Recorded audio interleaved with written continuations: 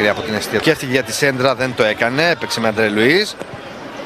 Θα βγάλει μία ακόμη σέντρα, δεν περνάει μπάλα για...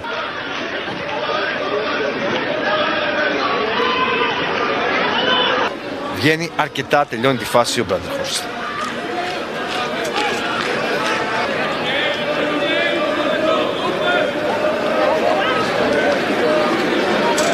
Στο σκορ για τους ερυθρόλευκους. Ήταν καλά εκτελεσμένο το κόρνερ από το...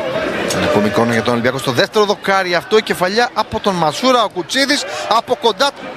Το ντεμπούτο του με τον Ολυμπιακό συνοδεύεται με γκολ. Πολλά καλά νέα. 26χρονο Πορτογάλο. Το χτίσιμο της επίθεσης από την πίσω ζώνη. Φίλης.